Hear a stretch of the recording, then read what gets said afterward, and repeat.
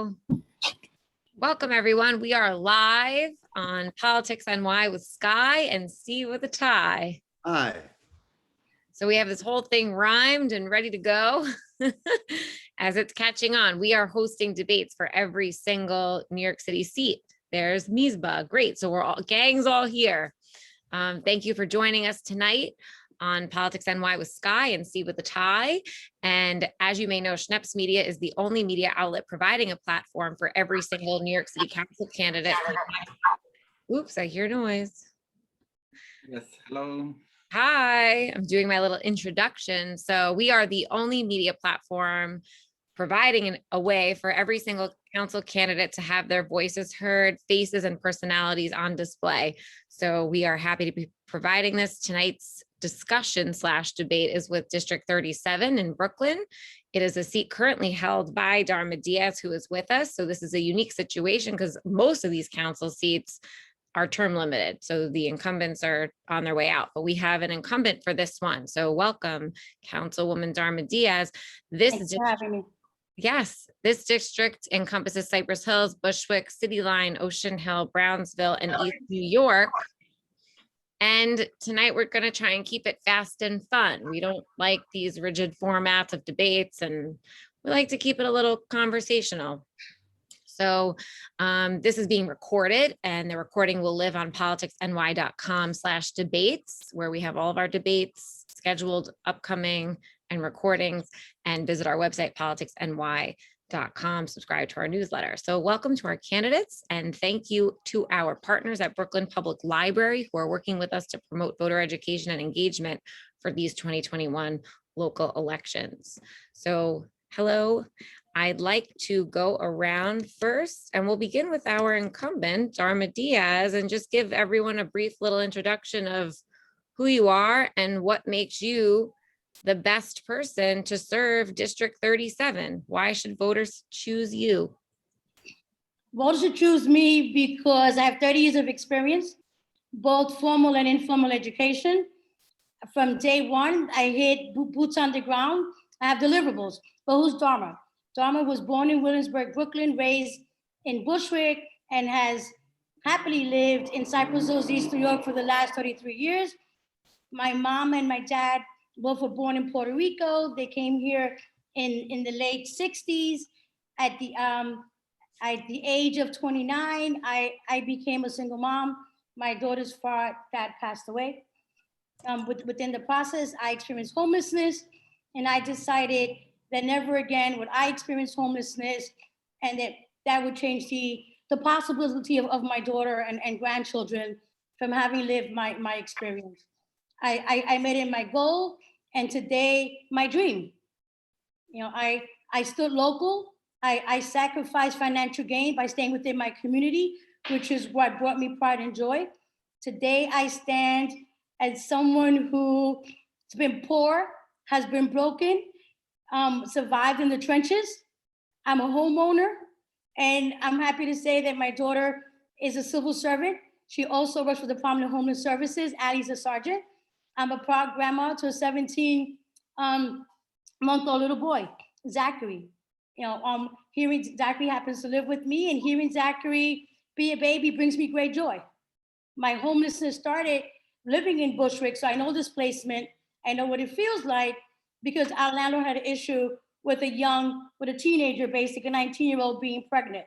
Moved into Cypress Hills, and the landlord had an issue with a baby crying. So to hear my little boy rant and rave and play at 6 o'clock in the morning, which I'm sure Chris will understand in the next few months, as he's a young dad, it's a wonderful feeling. I'm living the best life. I'm living my dream, having gone from advocating, from just being that one person at the conversation to bringing deliverables. It's fulfilling my dream. I started advocacy at the age of 7 with tenants' rights. Mm-hmm. We lived in a tenement building, and my mom says the story, how I asked, Mom, did you pay the rent? I'm going to the meeting and they're gonna ask. You know, I don't know. I don't mean to interject, but let's try to keep it a little bit on the short side. Like a minute. Be sweet. I'm Darma, I'm here to serve. You know, I hope to continue to serve the 37 Councilmatic District for years to come. Thank you. Thank you. Thank you. Let's hear from Sandy Nurse next. Hi, Sky. Hi, everyone. Good evening, everyone. So my name is Sandy Nurse, and I'm running for City Council in the 37th District. I am a carpenter. I am a community organizer. I am a very proud Afro-Latina. I am the daughter of an undocumented immigrant and a single mother.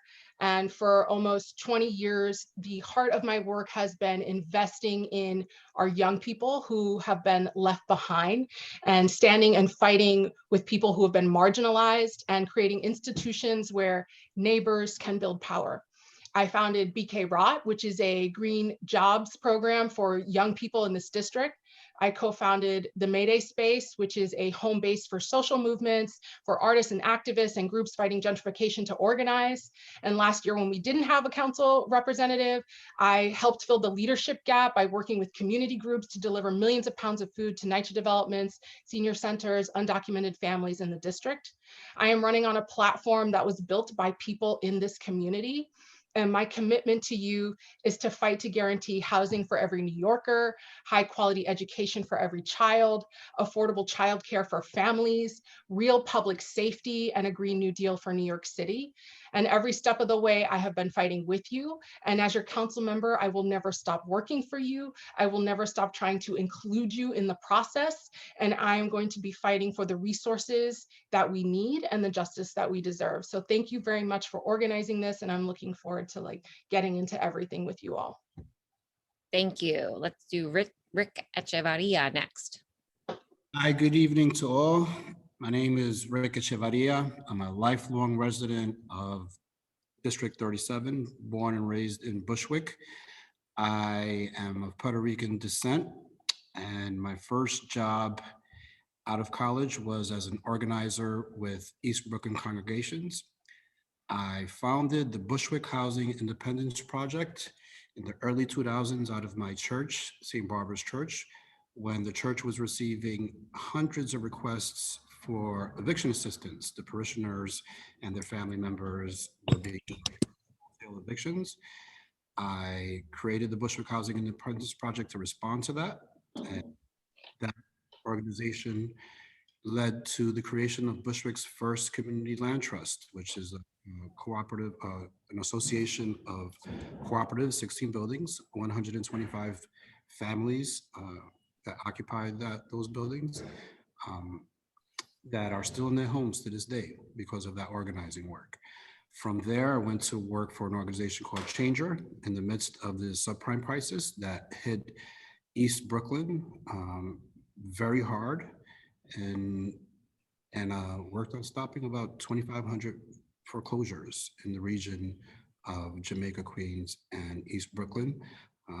A lot of that work took place out of the office of Assemblyman Towns, and that's where I first met Darma Diaz.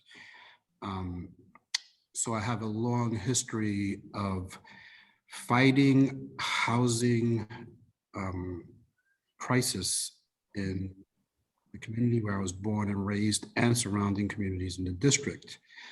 Thank you. And then after a long career on the ground, I went to work in city government, landed a position in management at the New York City Department of Housing Preservation and Development. And I had a shocking and appalling experience. Our affordable housing programs across the board are plagued by deep levels of corruption, negligence, and mismanagement. And I had the unfortunate experience to become a whistleblower. I reported corruption in several instances, and I was fired 7 days after reporting it. We'll get into that a little bit. Yeah, I do want to get into that, and I don't mean to cut you off because I love that story. So let's move on with our intros, and we'll circle back on that issue. Chris Durosinmi. Good evening, everybody. Hope everybody's well. My name is Chris Durosinmi. Like many of us here, lifelong residents of the district. Just a little tidbit about myself. Been working for the last 16 years on a myriad of issues, and I would have to say at this point half my life, because I'm 32. When it comes to affordable housing, when it comes to immigration, I would say one of the recent highlights is the plastic straw ban that recently passed the city council last week, which was a bill that we kicked off in 2018 to rid of single-use plastic straws, but it was also inclusive of the disability and the hospitality communities, and something that was really sound policy. I'm a first generation immigrant, community organizer, a new father, still navigating all of that. Former tennis association president, Glenmore Plaza Tennis Association, where we fought to and secured millions of dollars to renovate new parks, to install new elevators, to install new roofs, and ensure that our NYC residents received the repairs and services that was needed. I'm running for city council based on that experience, my ability to form coalitions to get things done for our residents. And, I look forward to listening to all of you and answering the questions that we have. Thank you. And Misba Abdin, nice to meet you. Good evening, ladies and gentlemen. First, my name is Misba Abdin, and I've been residing in the community from day one, which is June 28 will be June 28 will be 40 years exact. I've been living in District 37. Since teenager, I've always been advocator, organizer. When I was teenager, when I came from Bangladesh, originally I'm from Bangladesh, I was a professional soccer player, so no one plays soccer in our district, so I have to find people who play soccer. Then I start collecting young people from the neighborhood and Kimber group, and we start soccer. And this league is still going on almost 36 years, and I'm the founder of this organization. And I can give you at least around 30 to 40,000 young kids played in this soccer league and move on to better world, went to college, went to high school, and get degree and move into better life. I'm still existing president of the sport organization. Plus, I'm a community activist. I have achieved so many things that I have elected officials have done it, not done it, and I advocated, which is actually I do have a vision. Whatever need to be done in the community, I see it and I make it happen. There was a DOT came out with the pedestrian plaza in the underserved community. They never come, so I saw the opportunity. I applied and advocated for 2 years. Finally, we were able to open a plaza. There was an empty lot. Was people used to throw garbage and was made our neighbors so disgusting. So MTA never leased out the space. So we forcefully took it over. We made it into garden, then we leased them from MTA. Our organization paid the lease yearly, but we transform our neighborhood into our community garden where all the seniors, young kids come out and enjoy. Plus, I founded one of the, I would not say large, one of the active nonprofit organization called Back This, and our mission to help helpless people. Every immigrant come to the United States with only one mission, land of opportunity. Majority of people, when they come to America, first, they don't speak their own language properly because they never had the opportunity to go to school in their country. What happened? He got quiet. Yeah, right? your sound is. Yes. Yeah, and let's. Can you hear me? Yeah. Okay. Thank So when they come to America, they don't speak English. So we help them with the ESL class, with the workforce, and we help them build a resume, help them find a job so they can sustain themselves. So I'm not going to exaggerate. So my whole life, entire life, advocating for the community and empowering the people. That's what I've been doing. And right now, I have little interest to run in politics, but never was so much when all the community approached me to represent them, because our community being mostly nepotism is controlled by a group of people, have too much power. They never came to this part of it. Even this pandemic, community leader like us took a step and feed over 40,000 people, as Sandy Nurse said. We took our responsibility in our hand, not the political or elected representative. That's why I'm running to represent District 37. Thank you. And that's right. District 37 was Raf Espinal's seat, which he vacated right at the same time as the pandemic began. I remember that, right? It was right like that. Yes. So, Yes. Okay, Steve, go ahead with your question. All right. Well, there's a lot of talk and now with a lot of leftists thinking about community land trusts and nonprofit developers, building housing. At the same time, there was HPD that controls this, Housing Preservation and Development, which is a city agency. How, as a city council person, would you oversee both HPD and its relationship with the nonprofit developers and keep them from taking private property in the name of affordable housing. If you even think. Maybe we should begin with the councilwoman and see how she deals with it and then open it up. Yes.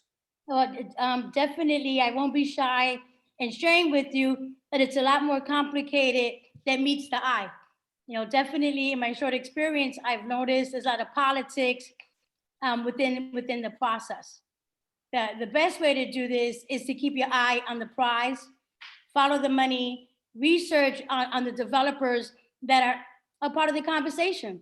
And as Rick experienced, we have to be mindful of the staff that's on the other side and monitor the conversations. I've definitely learned in my short experience that people have not followed through on their commitments. Paperwork has gotten lost in the process, and good people have gotten hurt, through this process. So my bottom line is keep your eye on the prize, figure out who the developers are. If it means you have to delay a project a couple of months, it makes more sense to do that. Because definitely, as New Yorkers, as a 37 councilmatic district, we know what the rezone has done to our community. We were offered a lot of prizes, and our bag is half empty right about now. So definitely, my bottom line is stay focused and look at the small print. Thank you. And I know Rick began to talk about this and the councilwoman just mentioned. So Rick, why don't you go next? Mute. Let's all be appalled because the problems are very serious, and organizations across the political spectrum are implicated in the corruption, in the mismanagement, and the neglect of affordable housing programs, the abuses across the board on the left, center, and right. So I'm calling for the reorganization of HPD and breaking it up into smaller entities. It's unsavable. It is the reason that we have such a severe housing crisis. And I think that we have to be really careful about electing people to the city council who have very specific understanding, knowledge, and detail about every single HPD program and how it's designed, how it's functioned, how its historical granting has performed, to perform the proper oversight on a path towards breaking it up as soon as possible. Is there anyone else that has experience? We'll hear from everyone, but anyone else has experience working with this issue? I've been a supporter of many housing actions and housing organizations that have hosted rallies, have tried to create pressure on HPD, especially in 7A takeovers. We're working with a group right now in the Cypress Hills area that's facing incredible disrepair and disarray of their building. And they're gonna need to rely on HPD to step in. And we know that to make that happen, we're gonna have to create a lot of pressure and rally, and we shouldn't have to do that. And I agree, we need to take care of the people who are working there, but we also need to have stronger oversight.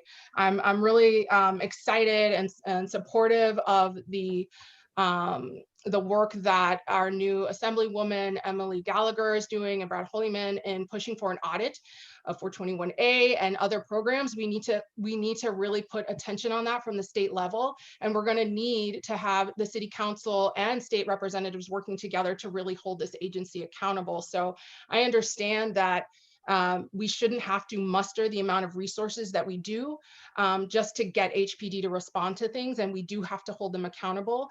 And I do believe that I have built the coalition across state representatives, federal representatives, and city council members to make sure that we actually get over the finish line and make sure we hold this agency accountable. I just want to jump in there and talk about, I agree about the need for accountability. I agree about the need for stronger oversight. I also think to directly respond to the needs of the district, there was an East New York plan that was passed a couple of years ago. And, there was a lot of promises made. We don't know if they've been kept. But since that time, there hasn't been a review as to see as a status report writ large, right? So I think the first step is let's do a status report on the East New York plan, see which agencies are responsible, hold them accountable, let's see where they are, let's possibly fine tune the plan to the times that we're currently in now, and we can move forward from there and hold agencies like HPD accountable as we move forward. Just a FYI, Chris, so you know, I have had conversation with the mayor, and that is part of the process. As a resident of the district, I will invite you to the conversation. I'm welcome to attend.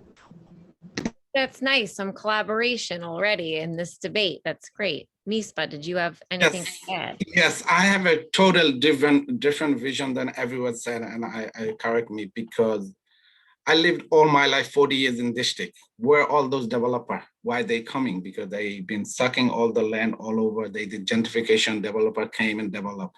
Before anything happened, we need to fix our infrastructure, because our community board decide most of the thing what's happened. They should prove it or not.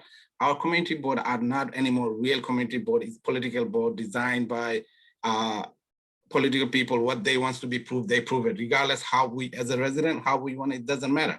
I think we need to first structure ourselves. We need to find people who really advocate for the community. We need to fix the community board. Whatever comes in our plate, they need to find that. I'm a part of one of the affordable housing in Grant Avenue. At least I would say over 20 developers reach out to me because I'm advocating this community. I have a very strong hold in community. They offered me so many. They offer $500,000 on my plate to get this done. I said no. We are a nonprofit organization. We're just asking for 5,000 square feet where we have a community space. We can provide after school program, community meeting. So finally develop able to give free of cost the whole 5,000 square feet to our organization for the community. And we work with partner and we've been awarded this $79 million for doing thing. I think that's how we need to advocate the entire neighborhood. Because there's a family I know in front of me, I lost at least 12 friends of mine who grew up in this neighborhood because we are border of Brooklyn, Queens, one of the most dangerous neighborhood because people know where to do crime and move across from one border to another border, and so many people die for family member. It's not the time they come in, develop, and kick them out. And also, a lot of people say 50% housing should go to the neighborhood. And you know how they kick it out? They kick it out checking credit report. Why people want the affordable house for people who have a bad credit report is our responsibility. People who have a bad credit because they have a financial need. They're not able to keep up to their financial, that's why their credit is messed. It's our responsibility. They should not look for the credit report. They should look for the last 5 or 10 years where they live, did they pay the rent? They should see the accountability. The only people who I think in my affordable, looking for affordable house who cannot able to cope up with their finance. I think this is most important part before I want to go into the whole thing. We want to first secure our people in the resident before anything else, before they come into district and do housing. I'm sorry. There's a lot of other, and I want to talk about it, but I know it's not time enough, but that's my point. I want to start from infrastructure from bottom before anything happens to our district. Right. Any other comments on housing that anyone wants to talk about in this platform before we move on to the next topic? I'd just like to follow up on Mr. Abdin's statement about the DOT parking lot. I thank you for bringing it up. That the DOT parking lot was a lot that I asked to be surveyed as we were doing the rezoning of the 37 Councilmatic District. And as we were looking to see underutilized space, as the plaza that Mr. mentioned, the senior space, that the unit that he's talking about, we had 2 lots in the district, and thankfully for community negotiations, we were able to get that underutilized space, where now it's going to be 155 modular units. And that's the kind of conversation that we should be having, looking at underutilized space within our district to ensure that the most vulnerable people are able to have equitable housing. But thank you, Misba, for reminding me of all the work I've done in City Line. We were great partners at Bagdies. I happen to be a co-founder of Bagdies. So thank you for sharing with everyone all the work that we did. Thank you. So now, yeah. Oh, Comment. So, you know, the real estate is not going to dig us out of this problem. but neither is professional activism or, the left, right? Because, they'll win a campaign and a housing campaign and think they made progress, right? But this is the people's moment. This is the moment where the people have to demand accountability from their city government. I'm sorry, that is just a factually inaccurate statement. Who do you think has been out there fighting for housing reform at the state level? Who do you think has been out here championing? That is the left, that is the progressive movement. There have been, who are made up of working class women, single mothers, undocumented workers, families. These are member-led organizations, these are social movements, these are people who weren't a part of activism, who became forced activists, who are now standing up and fighting at the city level for our rights. So to say that the left or groups are not able to deliver is inaccurate and unnecessary. There are plenty of people who have stepped into these movements to fight for real hard wins for every single person here. And I think those folks need to be respected. A lot of these are women, poor people, working people, and they shouldn't be dismissed with a broad stroke. We have an incredible, untenable housing crisis in place. We have a looming eviction crisis that's about to happen, and we really don't have time to waste on depicting whether or not the left is able to deliver. We actually need to focus on the solutions at hand.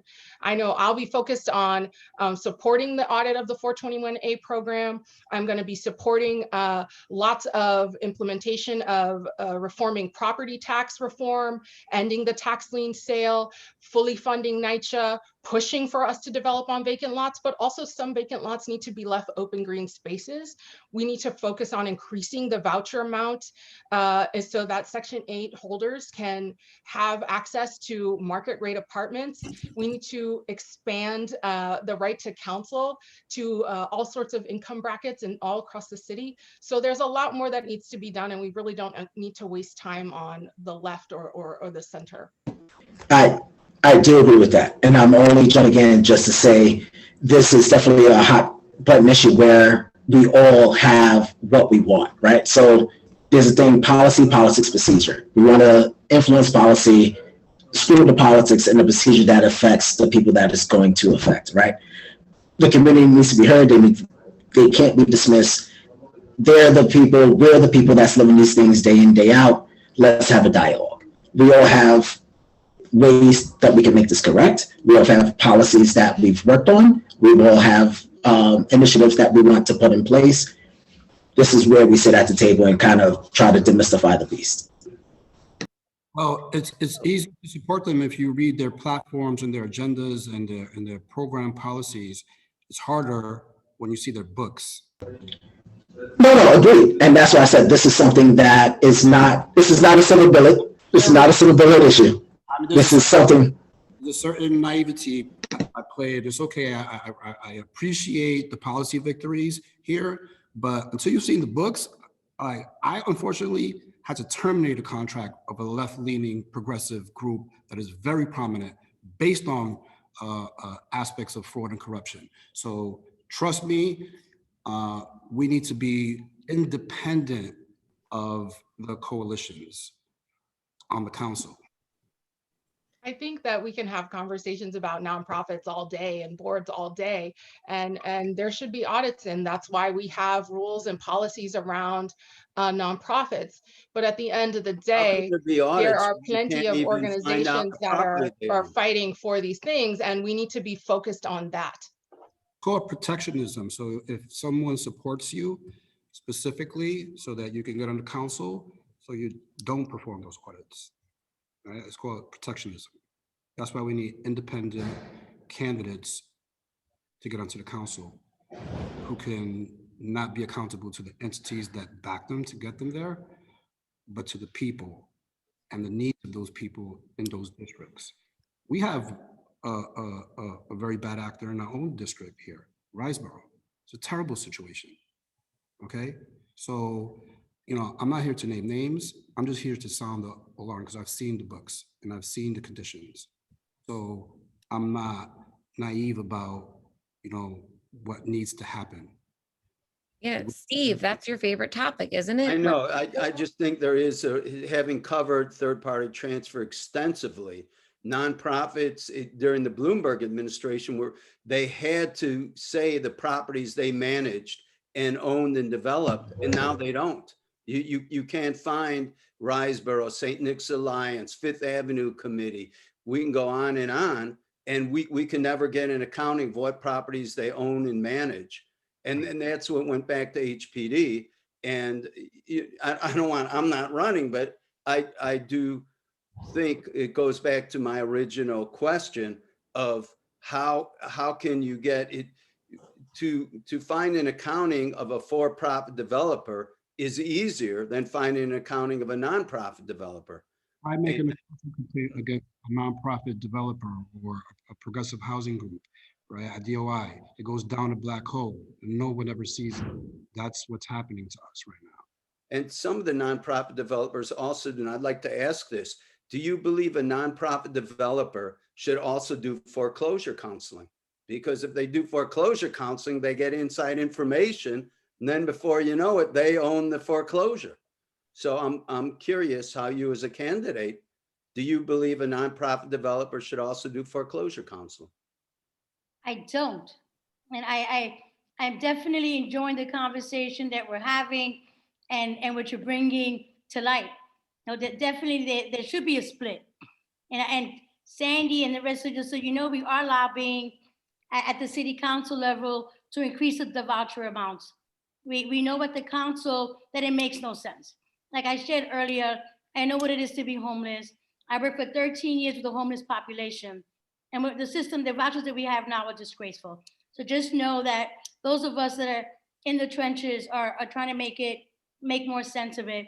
In reference to the separation, as I said earlier, Steve, it has to happen. We're in an era where we need to be clear, right? We need to make sure that the books are not cooked, that whether it's Chris or it's Misba or Sandy Nurse are able to walk into a facility and say, let me see your 990. Right? Let me see your paper trace. Unfortunately, we're living in a society that isn't alluring to that, but I think that that's where we need to go. The city as a whole has many pockets that we're not able to see in. So I just want to. Well, we should also be really resourcing many different community-based service providers and organizations to do that foreclosure prevention work, to do that targeted outreach. We have to put more resources into that community. The caseloads, the backlogs are too much, and that's why people are being displaced. So yes, overlapping conflict of interest within nonprofit organizations is not good. Super large conglomerate nonprofits, not good. They should not be the only voice in the community, but that's why we have to be supportive and nurturing of new organizations that are coming into the fold. 990s are available publicly. If it's not up there, that organization should be held accountable. This is the law. This is state law, and it's already there. So making sure that we can hold these organizations accountable for the money they're getting, for the deliverables that they're being promised for, that they promised to, based on the funding that they're getting, has to be a part of the plan.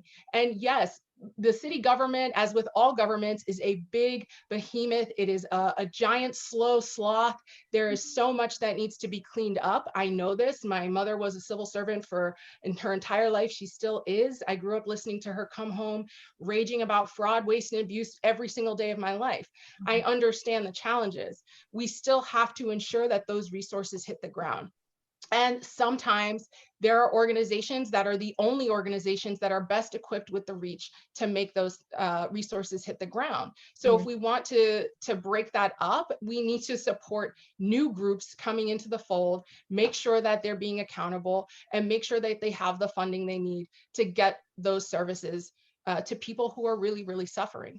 Thank you. So let's dive into another issue now. An equally as hot issue is public safety and this notion of defunding the police, or whatever you think it means, reimagining the police, working with the police, abolishing the police. I've heard all the different opinions. So let's dive into that issue so each candidate can really voice their feelings on that, because I know a lot of voters like to choose candidates that are aligned one way or the other. And this can be a conversation if you want. So Scott. I can go ahead. Yeah.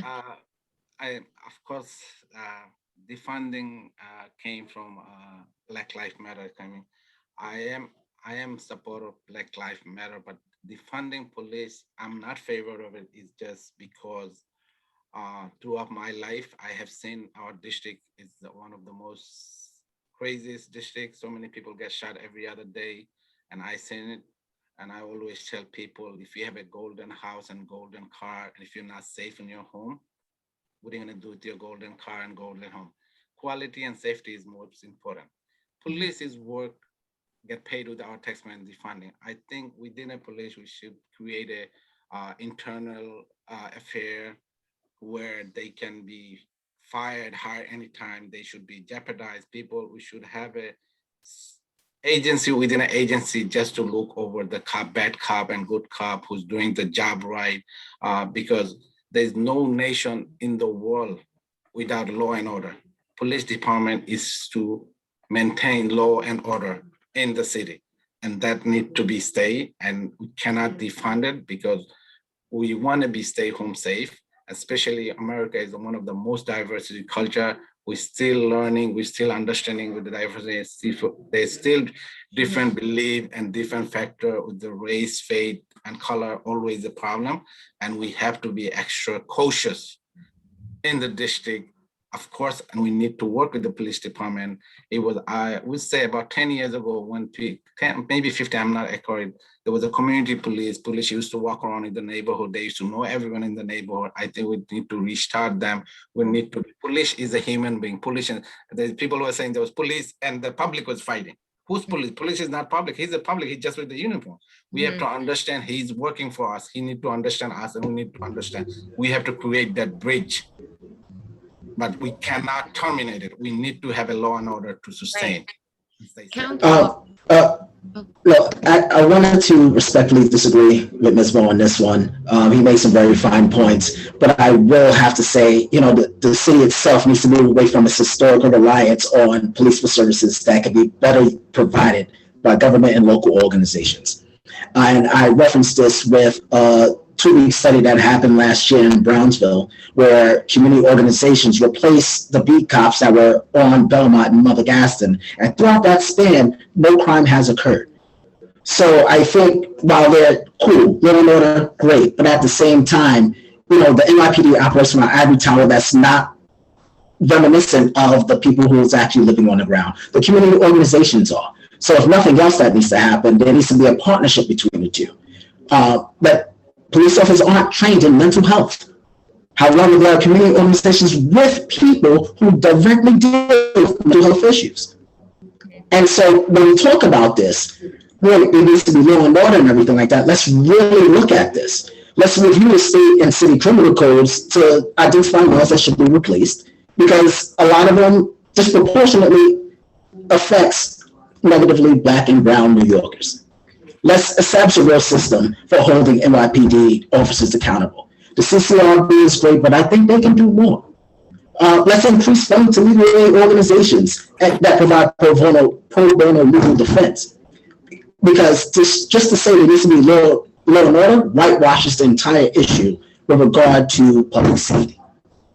I 100% agree with Chris, and we do have a little bit of disagreement, but I think what's happening at the national level and at the citywide level, the conversation we're having about policing is really important, and it's going to really be defined over the next 2 to 4 years. And I personally am someone who believes that we have a crisis in policing, and that the current way of approaching safety, public safety, is not working. Last year, we had an increase in budget, we had an increase in staff, and we had an increase in crime, gun violence, and death. And I say this as someone who has been a victim of gun violence. I've had a gun pointed to my head, in my face. I've seen people killed in front of me by gun violence. I've had domestic violence in my home. Violence has defined a big part of my upbringing. But what I would say is that I believe that we deeply need to invest in public safety services that actually address the root cause of crime. And that involves ending poverty and improving the living conditions of people in our community. And this is really about the budget. We are spending disproportionately huge amounts of money on policing, military grade equipment, misconduct settlements, and not spending enough on the public services that actually save lives. We are not spending on homelessness services. We are not spending on education, workforce development. These are things that are a part of contributing to public safety, people feeling safe. When we were out canvassing for 6 weeks last summer, the number one thing people felt about what makes us feel safe is that their garbage was picked up every week. When a block doesn't look like it's taken care of, people feel unsafe. So we need to really break the mold. We need to listen to what's happening across the city, across the country, and in this community. And we need to put money into the programs that are actually going to support people in having housing security and stability and opportunities in front of them that reduce propensity to be in situations where you get involved in things you're not supposed to be involved in. So I think I will be someone who is standing along other council members, hopefully in advocating for divesting from some of the NYPD and putting that money into community services that actually contribute to safety. Well, thank you. That was very powerfully said. I appreciate that.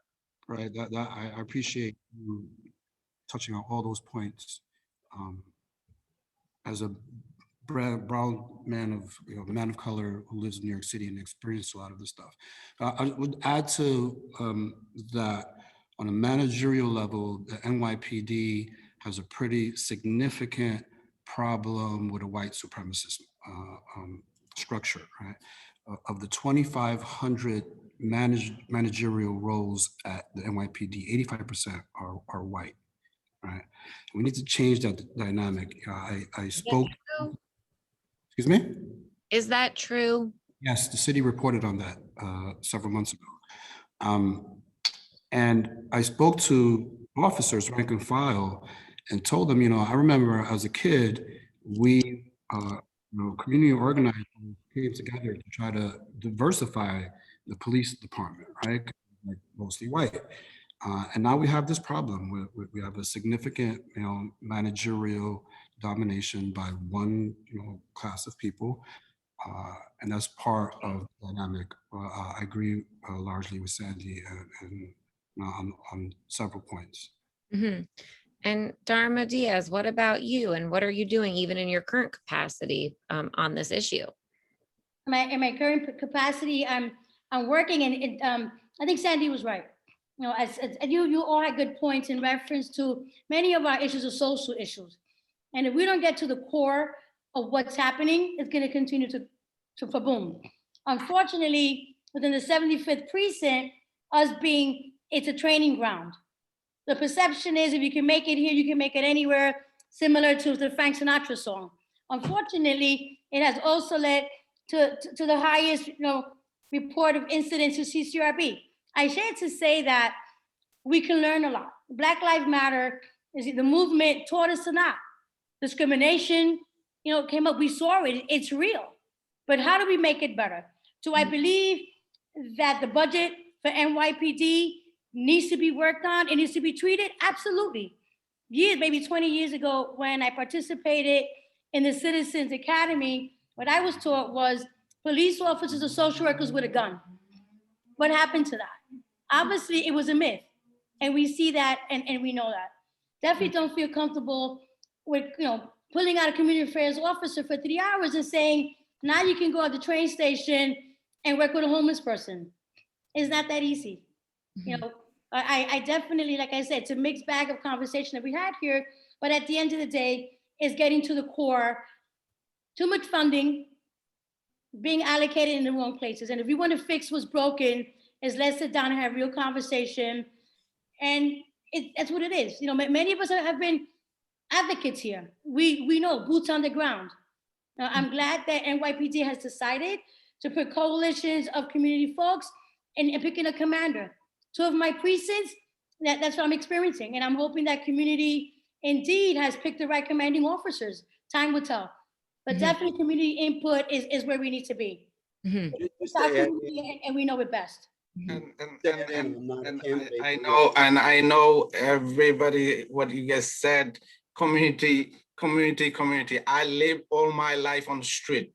I can tell you, I've been picked up by cop at least 10 or more times. In teenager, when I was immigrant, I always got picked by, I'm not gonna say different race because I was look like Indian. They used to call me Indian, Gandhi. I used to have a bad temper and jump into fight. I call 911 for help. Police came, instead of arresting them, they picked me up, but I still was safe. The cop was here. If I would stay there, I would fight. They probably kill me or I would get hurt. But one thing, yeah, funding, taking a funding from police is not solving the problem. We need to solve the problem. There is a discrimination. There is a corporate cop. We need to fix this one.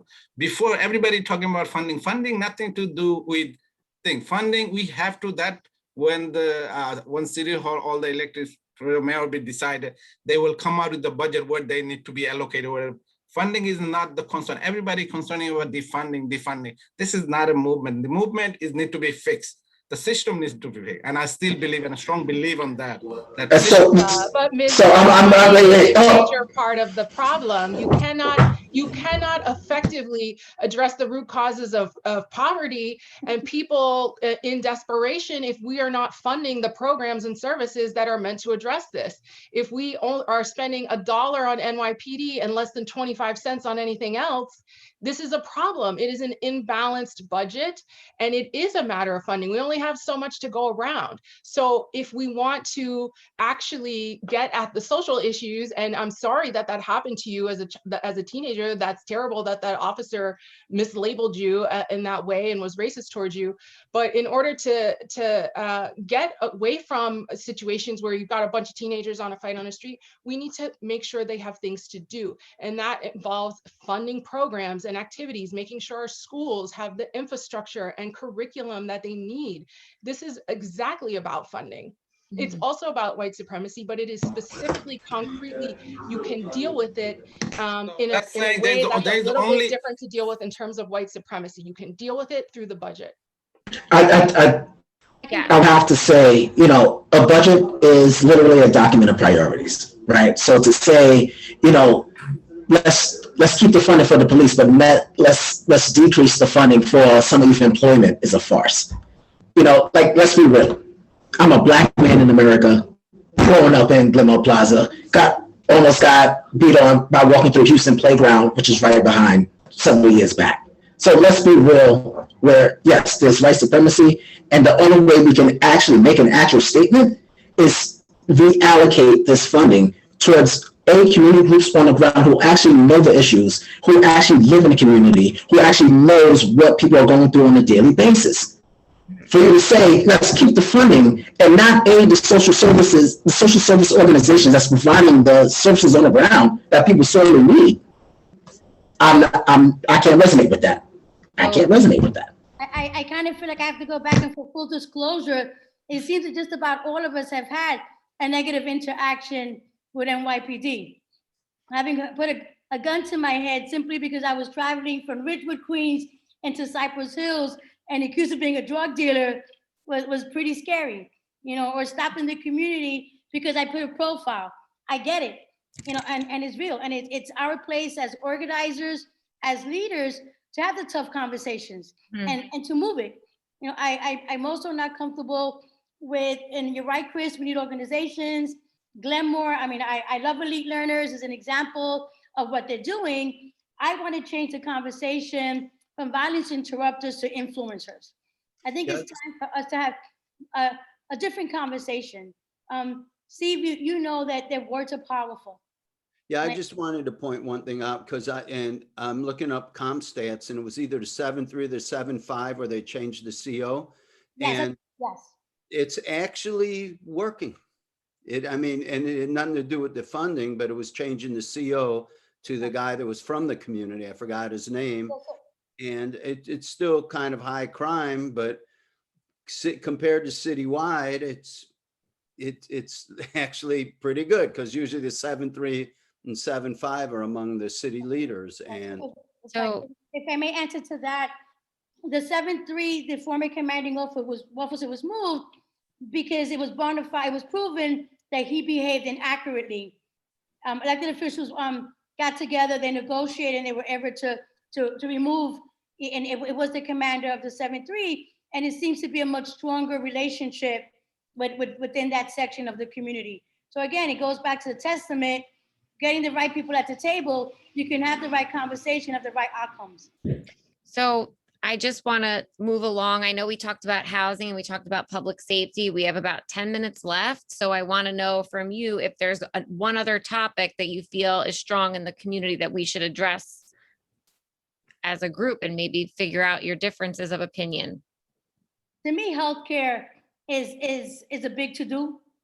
You know, as someone, my prior employer did not offer me medical coverage. I paid, you know, whether I went to a private clinic and paid $150 or went to the local to Woodhull Hospital and paid $15. I think that community needs to know, you know, that healthcare is available. We have to push for it. I've sat on 3 boards of local hospitals. The bottom line is healthcare is a big issue. We need to change the conversation. We need to encourage our brothers and sisters to get up and go, right? We all know the 37 Councilmatic District was hit pretty hard with COVID.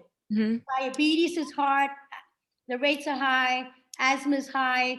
You know, during the pandemic, fruits and vegetables that we normally did not eat were introduced to us.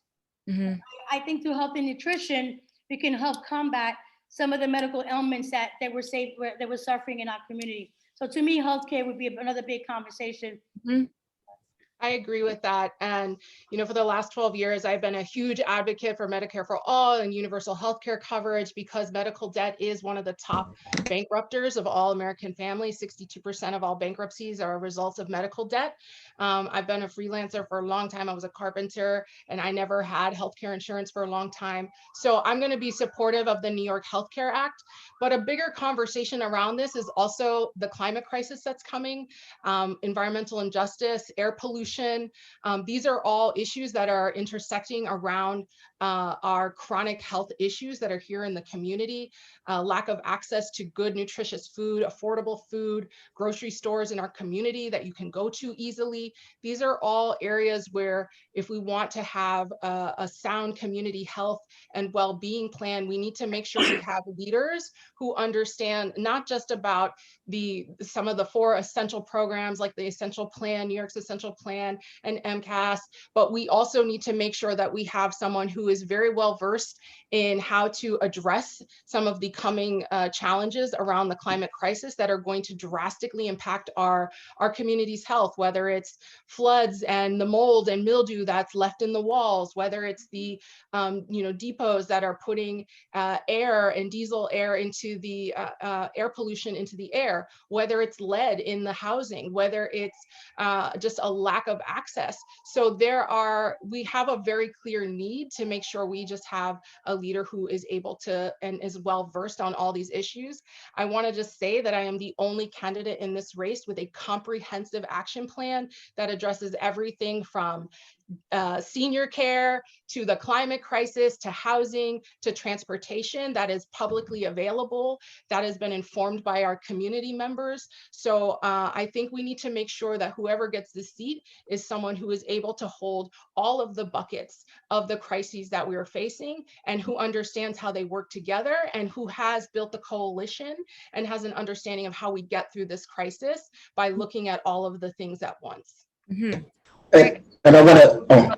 I just want to add. I just want to answer to Sandy. I think most of the people who's on the screen are part of the problem, all the problem, and we are just wanting to see council. And I'm very strong on education and young leadership and affordable housing because in order to empower our district, we need to have a better education. Our kids, smart as every kid in the city, but our schools are failing in our district because it's not well represented. Affordable housing, as we talked about earlier, affordable housing are coming. But you know what? Make 50%, they always say community will get it. But end of the day, maybe 10%. We have to find it, fix it, how we can fix them and we can help those people because what happened in Williamsburg and Bushwick, gentrification, kick them out. We want to keep people. I know a lot of family who lost their family member and they living all their life because this part of the district the rent was cheap. They can able to sustain.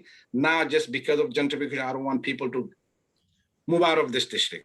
They lost family member. I think they should stay here. And I want to repeat again, we need a young leadership in our district. And it's more important, education is the first priority. It doesn't matter what race, color, or faith. everybody have to get equal Right, okay, education. Did circle back on health? So, Did you wanna?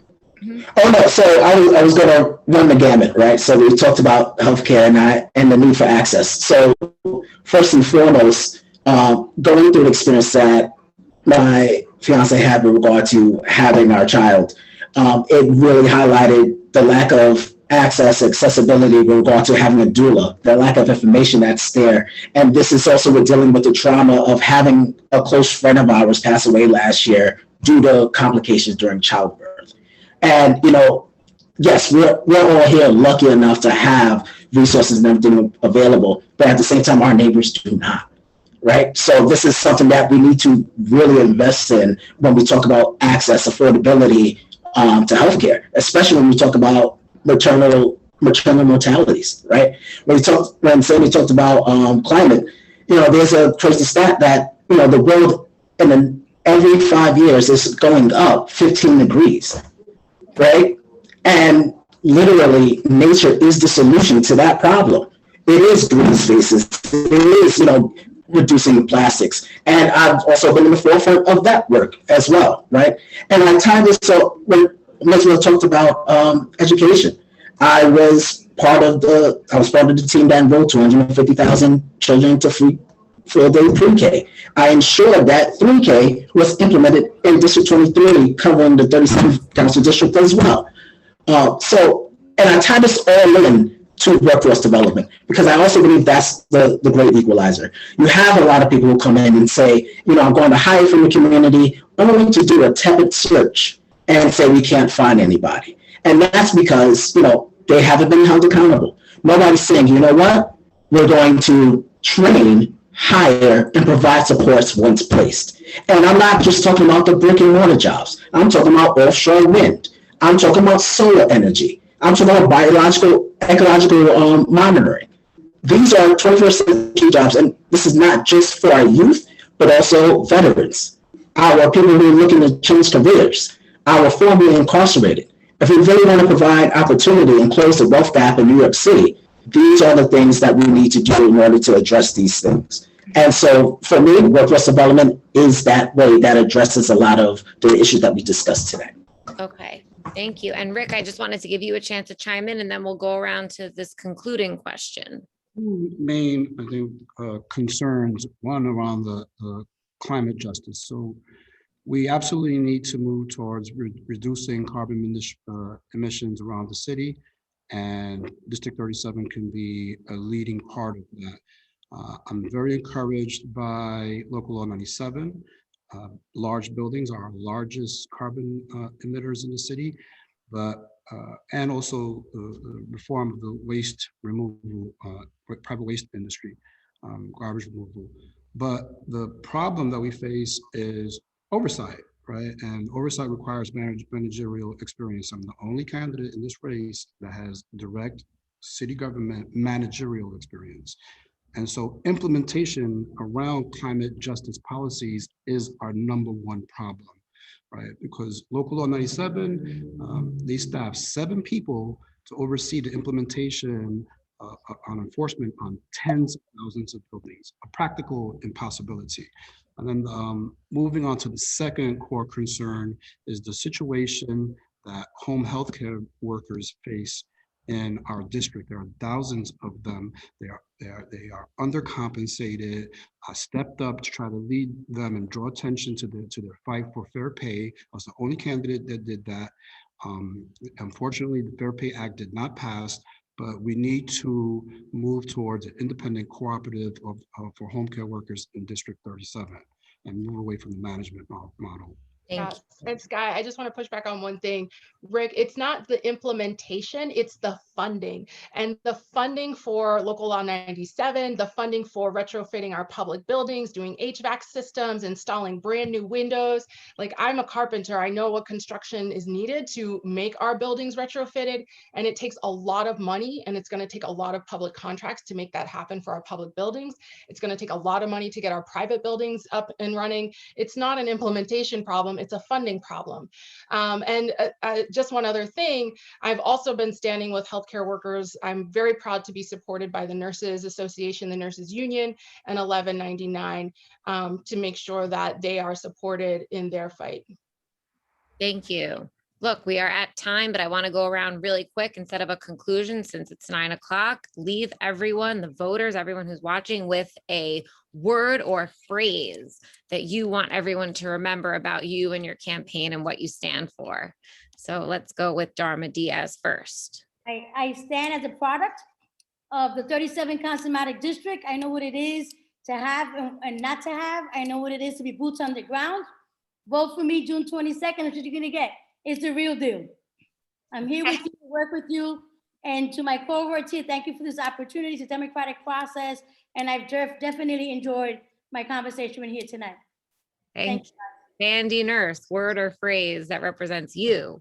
Our whole campaign, our grassroots campaign, is about equity, inclusion, and justice for this community. I really want to emphasize our transparency, that we've gone above and beyond to include our community in this process, that we are pro-democracy, we are not anti-democratic, and I'm just very excited to be with you all.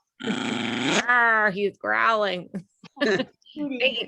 Rick Echevarria, a word or phrase that represents you. Protection. I'm running to protect the people of the 37th district from historical abuses and to root out corruption in our housing programs. Thank you. Misba Abdin. Yes. All my life advocated for District 37 from day one, and I have well experience from A to Z. Vote for me on June 22nd. What I've been doing, regardless if I win or not, I'll be still working. But if you make me representative, I think I can work. I will have a better platform to represent you. Thank you. Thank you. And Chris, give us a word or phrase. I'm not the exception to the rule. I am the rule. I have worked both in city government and in community organizing, a product of my community, a son of Brownsville, and 16 years experience in the game. This is what the district needs, in addition to the ability to collaborate and build coalitions to move forward as we begin to recover from this pandemic. Thank you all for having me out here today. I really do enjoy the riveting conversation. Thank you. Thank you, District 37 candidates. Thanks for being part of Schneps Media's PoliticsNY debate/forum/discussion. I'm Sky. This is Steve with a tie, and we really appreciate it on behalf of Schneps and PoliticsNY. Visit our website, politicsny.com, and thank you to the Brooklyn Public Library for amplifying these candidates' voices. Send us your op-eds, tag us on social media. Our job is to amplify your voices to the community because we want to get as many people out to vote as possible this year. So thank you. Take care. Good luck and good night.